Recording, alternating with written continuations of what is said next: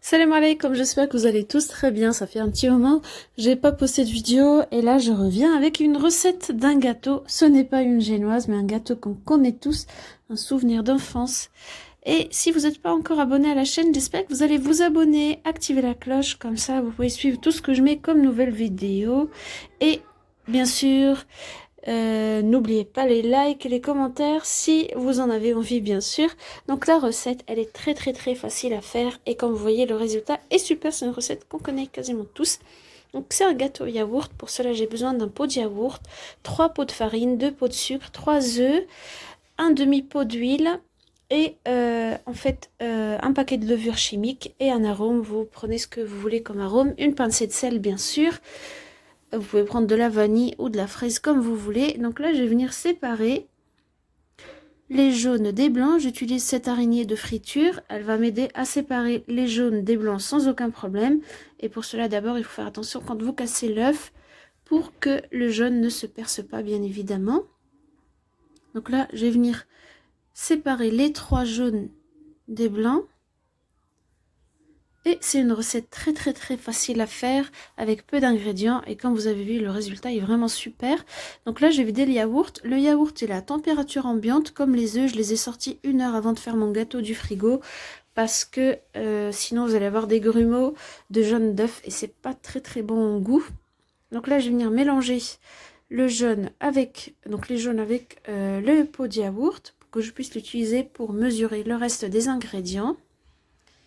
Et ma fille a décidé de m'aider pour faire le gâteau. C'est vrai que c'est une recette très facile à faire. Donc là, j'ai rajouté l'arôme. Moi, j'ai choisi fraise pour changer un peu. Vous pouvez utiliser autre chose si vous le voulez. Vous pouvez prendre de la vanille ou bien donc du sucre vanillé. Ça marche très bien aussi. Je vous dis, mon petit commis de cuisine a envie de m'aider aujourd'hui. Donc là, je vais venir je vais mettre tout ça de côté et je vais venir travailler les blancs. Donc je prends un premier pot rempli de sucre. Je vais le mélanger, donc je vais mettre avec les œufs et en fait je vais rajouter le sucre en 3 fois. En tout, j'ai besoin de 2 pots de sucre. Donc je vais les faire en 6 fois pour avoir une belle meringue. Et je vais vous montrer à quel stade il faut s'arrêter parce qu'il ne faut pas que la meringue soit trop ferme. Sinon, elle va partir en 1000 morceaux quand vous allez rajouter au jaune. Donc là, je continue à mélanger.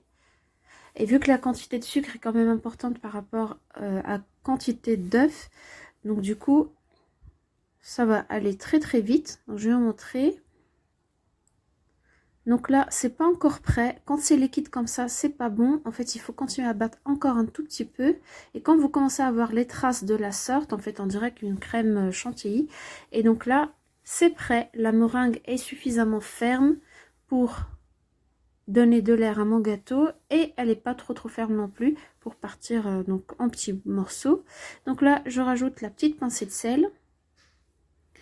Et là, donc je vais prendre un peu de ce mélange donc de blanc de meringue et je vais le mettre dans le jaune d'œuf pour donc le détendre un tout petit peu. Et vu que je vais rajouter la farine, du coup comme ça, je vais avoir un mélange qui ne soit pas trop dur non plus. Donc je mélange un tout petit peu et je rajoute la farine par la suite.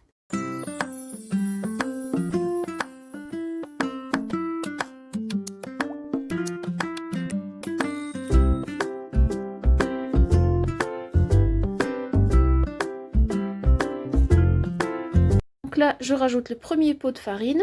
Je vais le tamiser bien sûr parce qu'il reste encore un peu de sucre au fond de mon yaourt et je ne veux pas qu'il y ait des grumeaux dans mon mélange.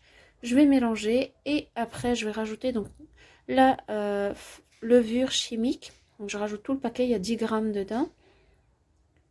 Je mélange un peu, je m'assure qu'il n'y ait pas de grumeaux et je continue à mélanger.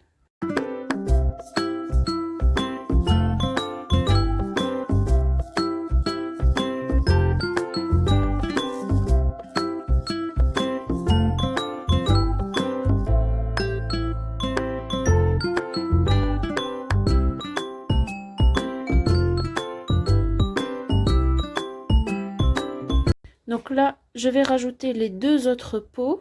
J'ai failli oublier de les tamiser, mais c'est très important. Donc là, et ça c'est le 3e. Et voilà. Donc vous, pour mélanger, vous pouvez tout simplement le faire au batteur. Ça ira beaucoup plus vite. Moi, parfois, comme ça, j'ai envie de me compliquer un peu la vie. Donc du coup, je vais venir le mélanger avec la Maryse.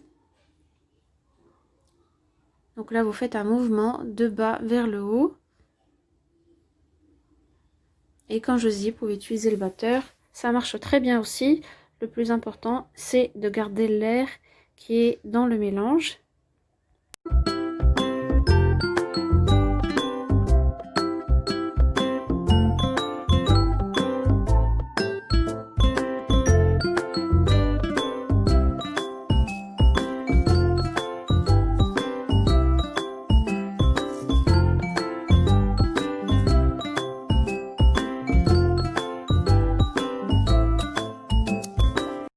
Donc là, je continue à détendre. Là, c'est fini, c'est bien mélangé.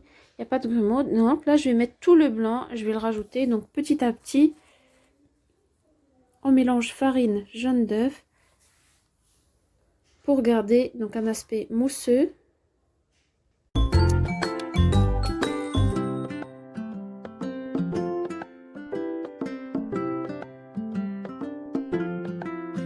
Une fois que j'ai fini de rajouter tous mes blancs, là je vais rajouter un demi-pot d'huile végétale. Vous pouvez utiliser donc un demi-pot de beurre fondu, il n'y a pas de problème.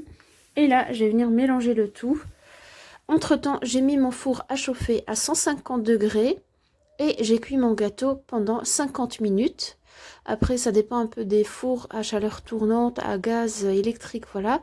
Donc, vous surveillez le gâteau. En tout cas, il faut que ça soit cuit à température basse. Donc là, je vais vous montrer comment mettre donc du papier cuisson dans un moule carré. Donc là, je coupe donc les extrémités au niveau des différentes diagonales. Voilà, comme ça, jusqu'au bout. Hop, et voilà, ça se met très très bien. Et comme ça, il n'y aura pas de traces sur mon gâteau. Petite astuce que vous pouvez utiliser. Donc là, je vais venir mettre mon mélange. Vous voyez, bien mousseux. Et je vais le mettre à cuire tranquillement. Et à surveiller, bien sûr. Après, j'ai testé avec un cure-dent pour être sûr qu'il est bien sec, que c'est pas encore liquide à l'intérieur.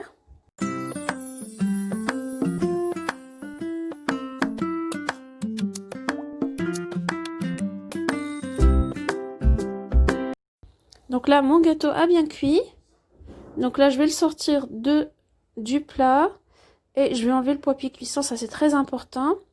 Et moi, je l'ai mis sur cette grille pour qu'il refroidisse. Et surtout, une petite astuce aussi. Donc, on le met à l'envers.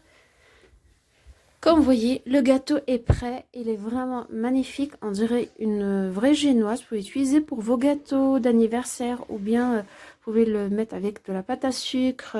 Voilà, pour le goûter. Je vais le découper. Je vais vous montrer ce que ça donne à l'intérieur. Vraiment, c'est un gâteau éponge. Très facile à faire avec peu d'ingrédients comme vous l'avez vu. Pas trop compliqué non plus. Donc voilà le résultat. Il est super. Moi, quand j'étais petite, j'aimais beaucoup manger avec de la confiture. J'espère que le résultat vous a plu. Et si jamais vous n'êtes toujours pas abonné à la chaîne, n'hésitez pas à le faire, bien sûr. À me laisser vos commentaires et vos likes. Et je vous dis à très très très bientôt pour une autre recette, Inch'Allah. Et prenez soin de vous, bien sûr.